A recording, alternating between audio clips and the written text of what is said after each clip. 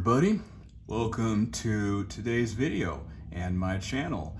Today's review will look at Gemini Jet's rendition of the Bombardier CRJ-700. This example in 1/200 scale in the Skywest American Eagle Regional Airlines colors. Some of you might be wondering what Skywest Airlines is. We'll get to that a little bit later, but first, a little bit about this channel and what it's intended to accomplish. With air travel in general, it's not a solo act, right? Obviously, you have the pilot and the co-pilot, the captain and the first officer, if you will, but the story goes further. You have the ground crew, the baggage handlers, the gate agents, the flight attendants. There's a whole team of people, including the guy or the gal who pumps fuel into the jet, among others, who all have to do their jobs in a perfect ballet of mechanical and operational precision, or the flight doesn't happen. And all of these people are playing a role in the symphony that represents your particular flight. And these are stories that Hollywood, for obvious reasons of them wanting to make money from ticket sales, generally don't talk about. So, to put some context behind the models and why they are significant, even a quote-unquote lowly regional aircraft such as this CRJ-700, these stories deserve to be told. And there's a whole team of people that makes every flight we all take possible. And to pay homage to those stories and to shed some light on the roles of people who day in and day out uphold our ability to participate in air travel, I like to share the history of my models and then talking about the review of them afterward. So first, we'll start the story of the CRJ-700 way back to the 1970s when, among other things, the original company Canadair was looking to move on to the next big project.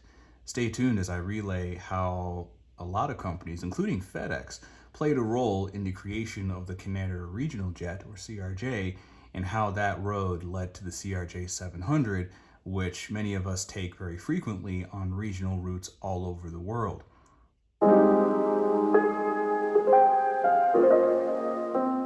In the 1970s, Canadian aviation company Canadair had a challenging question to face.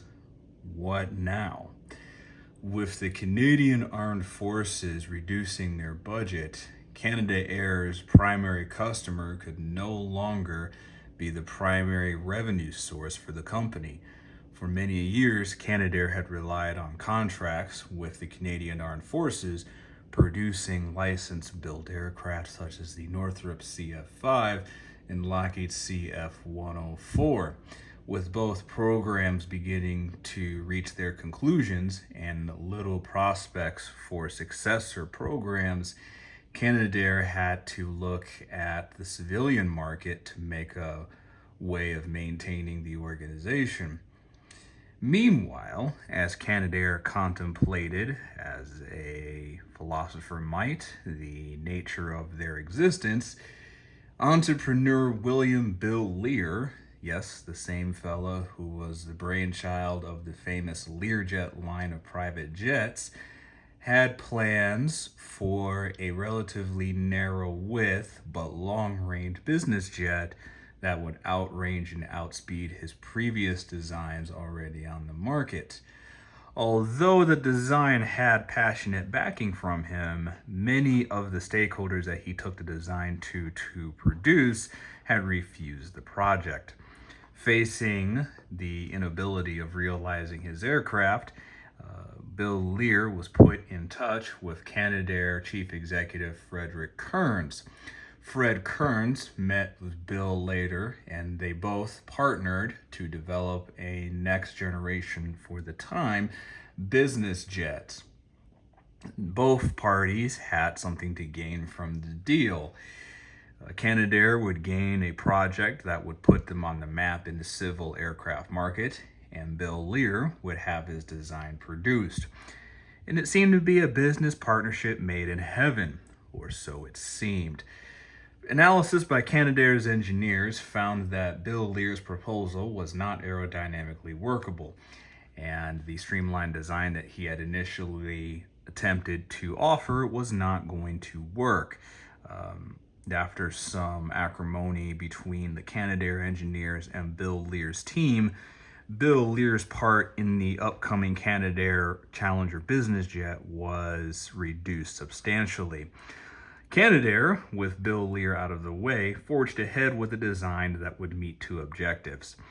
As Bill Lear was being gently shown the door on the project, the Canadair engineers realized that if they made the width of the fuselage 106 inches, they would not only be able to produce the most comfortable and largest business jet of the time, but they would also be able to satisfy a certain niche as well.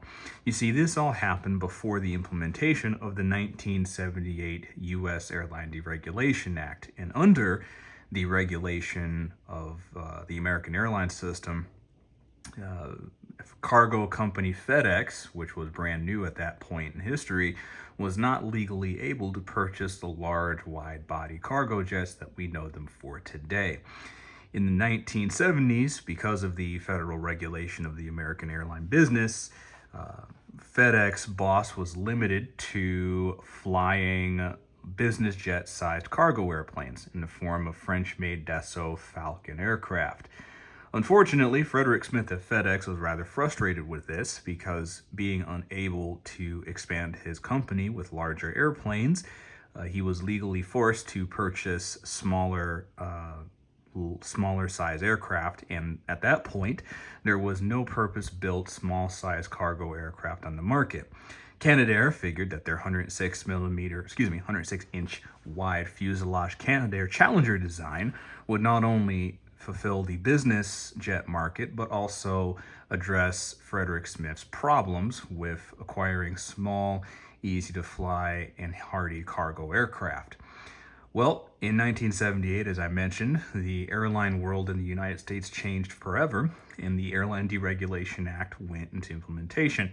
Once that legislation took effect, limitations on Frederick Smith's business went away, and while Canadair was preparing to produce the Challenger business jet, their launch customer, FedEx, for the cargo version, immediately bought out of the deal to purchase the large jets that they had wanted from the very beginning. This development unfortunately put Canadair in a bit of a bind, because without FedEx's support and orders, the Challenger business jet design was not going to fulfill the profit goals that the company had intended. And so the stillborn cargo jet design was repurposed into what would become the Canadair Regional Jet 100. Now, this regional jet was designed to replace turboprops on regional jet routes. You see, back in that period of time, if a customer wanted to travel from, say, a rural city to a major city by air, they would have to first book passage on a regional airline such as Air Wisconsin, to name others. And this regional airline would take the passengers from the rural airport to the big hub airport such as Chicago O'Hare, John F. Kennedy, and so forth. While this was a good way to connect people to bigger airline hubs, the wrinkle of this strategy is that the first part of the trip would usually begin in a turboprop aircraft, and while the turboprop could get these customers someplace relatively safely, they weren't the most comfortable experience. You're talking about sitting in an airplane that has the dimensions of a decently sized RV, except not as spacious and with no bathrooms in some cases.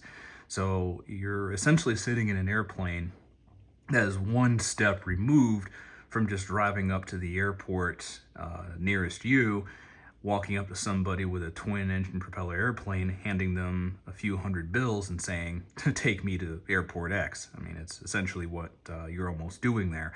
So the experience was not nearly as refined as what you would expect when getting on a mainline aircraft, and the CRJ-100 promised to change that. With actual jet power, jet efficiencies, and jet airplane performance, but yet realizing a more efficient fuel economy profile than many turboprops of similar size, the CRJ-100 was a revolution in the regional aircraft and airline space. And as time went on, many of the shortcomings of the CRJ-100 would be corrected in the form of the CRJ-200, many of which are still in service at the publication of this video in 2024. And while the CRJ-200 is known in many circles, especially online, as the quote-unquote worst airliner ever, quote, I would beg to differ with that description. I realize, as somebody who has flown them frequently, that they're not necessarily comfortable compared to, say, an Airbus A320 or Boeing 737 or the like. However, the CRJ-100 was not meant to compete with those airplanes. The CRJ-200 and 100 were meant to be replacements for uncomfortable, loud, and relatively expensive, by comparison, turboprops. And in that regime, the CRJ-100s and 200s have been very successful. Now, yes, the cabin is a bit tight and you have to gate check certain items of luggage, but the experience overall is much better than the turboprops that it replaced, where all carry-on luggage in some cases has to be gate checked. There's either one restroom or no restroom at all on the plane, and you're sitting in something that's so rudimentary that you have to actually take the emergency oxygen mask from the seat in front of you and plug it into the airplane yourself in the event of an emergency. So compared to that experience, the CRJ series is actually pretty luxurious. And unfortunately, I think most people who have gotten used to modern air travel have never traveled on a turboprop of relatively basic proportions, and therefore the only thing they have to compare the experience of flying a CRJ to is the larger airplane, which of course is not nearly as comfortable. So with many of the CRJ shortcomings in terms of engine power and certain operational restrictions because of the takeoff weight and so forth noted, Bombardier, now the owners of the Canadair Regional Jet Program, took on a project in the 1990s to mitigate many of the shortcomings of the original CRJ-100 and 200 series. First on the menu was a more powerful set of General Electric turbofan engines, better interior configuration with a 70-seat cabin instead of a 50-seat setup, as was originally built for the CRJ-100 and 200. Better cockpit avionics, some improvements to the size of the overhead bins, and they had changed the location of the windows, which were a bit more passenger friendly on the CRJ, the new CRJ design, which is now the CRJ-700, Gemini, of which has modeled here for us today. So the window height is an interesting point because the original CRJ-200 and 100 are relatively known for having windows near the passenger shoulder, and the reason for that is because they were based on the Challenger regional, mixing up so many terms here, the Canadair Challenger business jet. Try to say that 4 times fast. So the Challenger business jet, because it is a business jet, uses a much larger seat, which is positioned further in on the fuselage. So the location of the windows is much more normal if you are in a private jet configured cabin. If you have a cabin that's configured to be an airliner, however, the windows are uncomfortably low next to your shoulder. And that was just an artifact of something that they had discovered when they were building the airplane. So this was an issue that the CRJ-7 that we see here rectified later on with the proper positioning of the windows a lot closer to the head of the passenger sitting in the jet. And that, combined with changes to the load floor, better cargo capacity, a more efficient and higher speed wing, as well as more powerful engines, the CRJ-700 would be initiated in the 1990s with a $450 million development project. After the CRJ-700 development was moved forward, the series was enhanced with the 700, 701, and 702, with the 702 featuring the highest seat capacity of 78 seats. So the model that we see here that Gemini has rendered for us is the registration N as in November 706SK, representing a Skywest operated CRJ-701ER, which would feature 2 General Electric CF34-1 engines. Each of the engines has about 13,000 pounds of thrust each, And as an interesting fact, each of these engines is actually the same composition and manufacturer as the engines that are used on the well-known A-10 Warthog attack aircraft used by the U.S. Air Force. So this particular CRJ-700 was built in 2004, and as of publication of the video, is still flying to this day. So with that, we will pivot to the model impressions.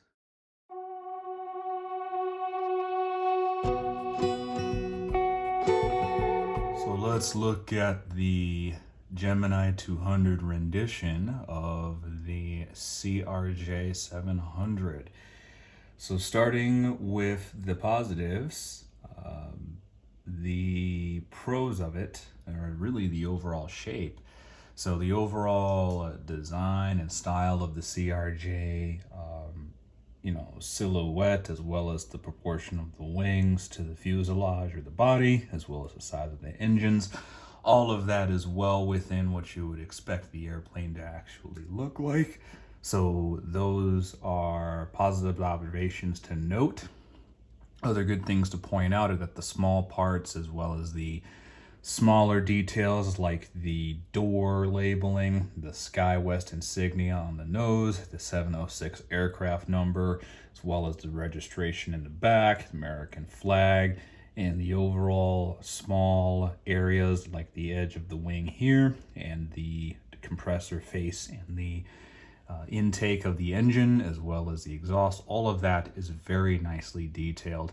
It would be nice to see this detailed even at 1/100 scale, but to see it in 1/200 in the way that Gemini is done is really creative, and it's a positive thing that I'm glad to share with you about this release.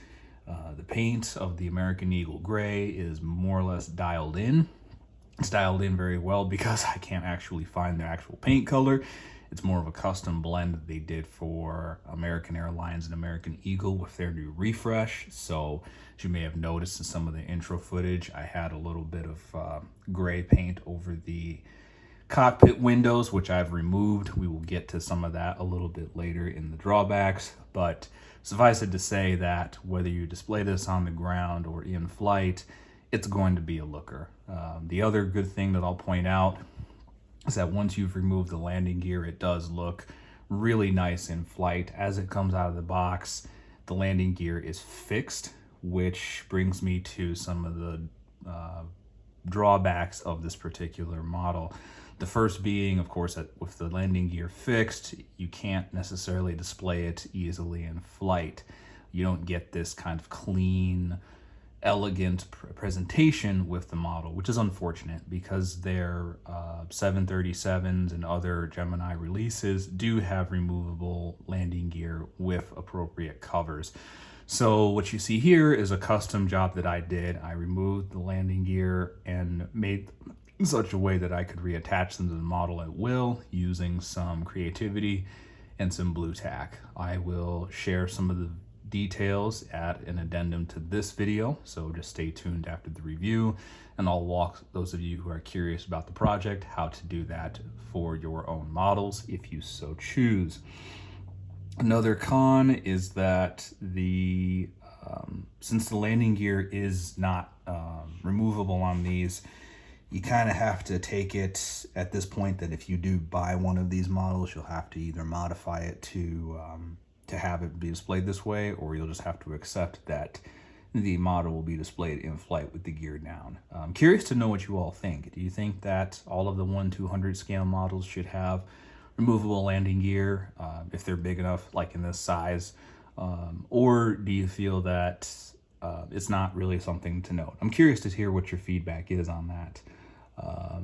The other drawback is that the cockpit windows are slightly oversized. I did put a little bit of paint on the corners of the windows just to see if maybe we could, narrow it down with my own paintbrush, and then at the end of the day, the results really weren't all that much better. So I took it off the model, but the cockpit windows are a little too wide for this scale, but it's not a major deal.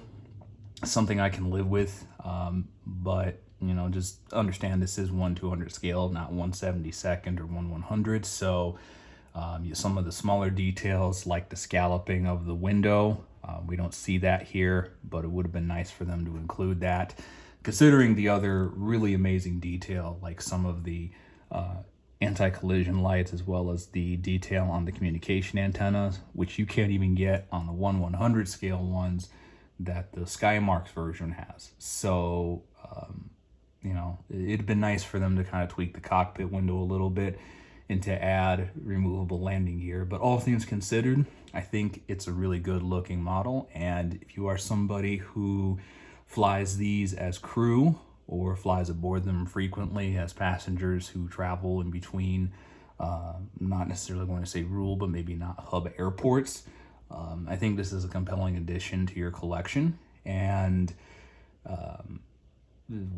a lot of the media that you see about models and various things are focusing on the big stuff, right? Like the 747s and the 787s and the A350s and A380s and those kind of big mainline aircraft. And while those are key inclusions in your diecast collection, I think there's a place in everybody's storage or display area to add some color from the regional side of the house. And these regional aircraft do fill a very critical role in connecting non-hub airports to the rest of the global transportation setup. So not everybody happens to live near a big airport like Los Angeles or Atlanta or Frankfurt or Heathrow or any of the other major international airport terminals. You know, most people actually don't live near those places, and it's the regional airlines that connect us to those kind of places. And without them, we wouldn't really have the point to point from the user perspective air transportation system that we have now. So I know people like to throw shade at the regionals because they're probably not the best companies to work for, and the customer experience may not 100% match what you get on like a regular airline, quote unquote. But I still think that the regional airlines deserve some they deserve some love in your collection, and I wholly recommend that you add one of these to your 1/200 or 1/400 or whatever scale you prefer airline collection. So with that, thank you for watching. If you like my video, show your support by subscribing, and that will notify the great almighty YouTube algorithm that you like my content, and that will get it to more people, and then I will know that I should keep making more reviews. So with that, thank you for tuning in, and I will catch you all in the next review. The Gemini 200 series of CRJ-7s and CRJ-9 models. These models do not come with detachable landing gear, which is an oversight that I undertook to address. So before we get started, understand that there is a risk that you could damage your model doing this. So please bear that in mind when you follow these steps. But I think if you complete this in the spirit that it's intended, I think you'll really like the results. So with the disclaimers out of the way, let's get to the nuts and bolts of this. So first, we'll look at the materials you'll need. You'll need a pair of scissors, blue tack, adhesive putty, needle nose pliers, super glue, preferably the gel type brands. There's multiple ones out there, so feel free to use the one you want. Just make sure that it's more of a gel consistency. That's going to make your job a bit easier when we get to the later steps. And metal spruce snips. These can be ordered online or through a hobby supply store. So the first thing you'll want to do is to take your CRJ-7 or 9, flip the model over, and use the needle nose pliers to remove the current landing gear. The landing gear is actually relatively robust, but it's slightly glued in place. So all you need to do is just take your needle nose pliers, grasp one of the struts, and just gently but patiently kind of work it back and forth until the glue comes off. Don't rush it, just take your time with it, and it'll come off of the model relatively easily. Do the same to the other side, and then just put a small piece of blue tack on the portion of the landing gear that faces the bottom of the wing. that will take care of the first part of the job. So put those off to the side. And now we get to the tough part of the work. So the first thing you'll do is you take your fingers and pop the axle off of the nose landing gear. It should just be big enough for you to grasp, and it's a brass fitting in the nose gear, so you should be able to just pull the wheels off with, again, some firm but patient force. Do take care to do this away from the carpet, because if you drop any of these small parts, remember these are 1/200 scale components, so if you drop them in the carpet, your odds of recovering them are going to drop in connection with how tall and thick your carpet happens to be. So if you have thick carpet, make your best decision on that. Don't do this job over that. So I'll just make that point right away, because I may have lost small parts working on models in my carpet in the past. So next step, what you'll want to do is take the sprue cutter and pull the nose gear out of the model.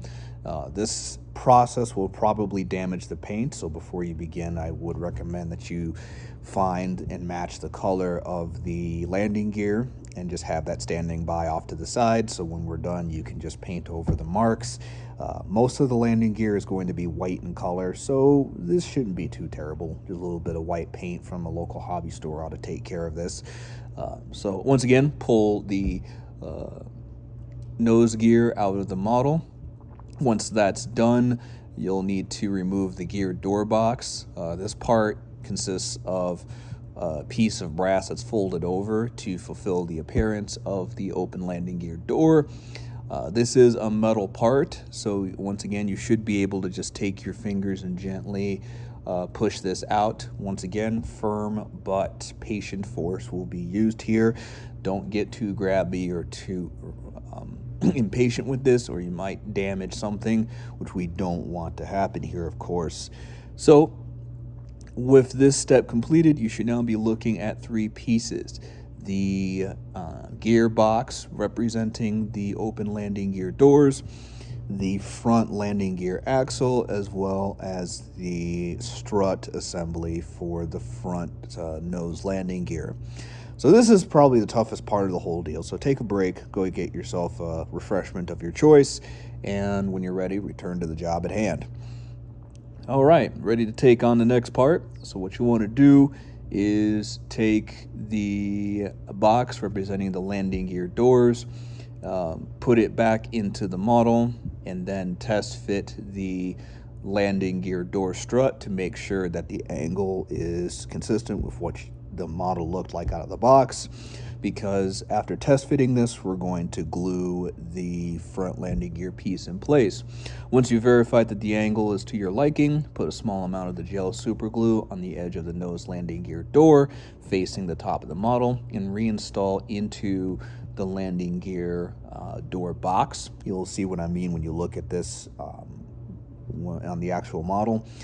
With the tip of the landing gear, front landing gear door together glued in, you should have a situation where it'll look pretty much just like it was before you did all this work, and that's going to be ideal because the landing gear door box is going to consist of our removable assembly. So that's going to make this landing gear, nose gear door, and assembly a one-piece unit that you can take out and put in as you see fit.